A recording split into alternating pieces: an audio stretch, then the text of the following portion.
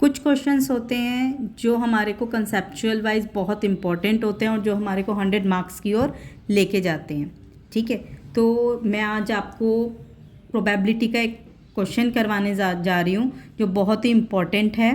Question हमारा assertion और reason से रिलेटेड है और ये क्वेश्चन हमारे को सिंपल भी आ सकता है। ज़रूरी नहीं है कि ये क्वेश्चन हमारे को एसर्शन और रीज़न में ही आए, लेकिन रीज़न और एसर्शन में भी आ सकता है और हमारे को सिंपल भी पूछा जा सकता है। तो क्वेश्चन है हमारे पास, the probability that a leap year has 53 Sundays is 2/7 और रीज़न है हमारा इसका, the probability that a non leap year has 53 Sundays is 5/7। सबसे पहले अब हमारे को इस क्वेश्चन में पता होना चाहिए कि लीप ईयर क्या होते हैं।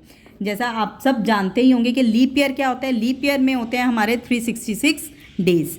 366 डेज होते हैं, तो सबसे पहले हम देखेंगे कि 366 को हम किससे डिवाइड करेंगे, 7 से डिवाइड करेंगे। 7 से हमने इसलिए डिवाइड किया क्योंकि हमारे पास वीक के अंदर कितने डेज होते हैं, 7 डेज होते हैं। तो वीक निकालने के लिए हम इसको किससे डिवाइड करते हैं, 7 से डिवाइड किया। जब हमने इसको 7 से डिवाइड किया तो हमारे पास क्वोशिएंट आ गया 52 और रिमाइंडर आ गया 2। इसका मतलब यह है कि 52 हमारे पास एग्जैक्ट वीक्स आ गए और 2 डेज हमारे पास एक्स्ट्रा आ गए। तो हमारे पास क्या आ गया, 52 वीक्स प्लस 2 डेज हमारे पास इसमें एक्स्ट्रा आ गए। अब देखिए, हमसे क्वेश्चन में पूछा जा रहा है लीप ईयर हैज़ 53 संडेज, मतलब इसके अंदर अगर कोई ईयर हमारा लीप ईयर है तो उसके अंदर कितने संडे हो सकते हैं।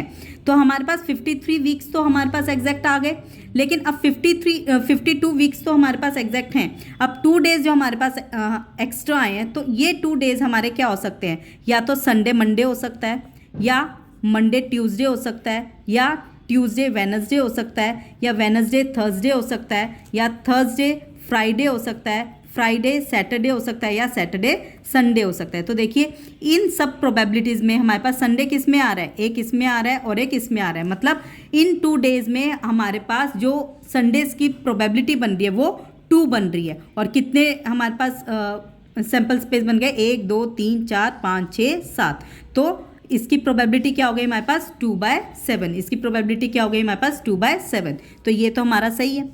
नेक्स्ट हमसे पूछ रहे हैं नॉन लीप ईयर में 53 संडेज आने की प्रोबेबिलिटी क्या होगी।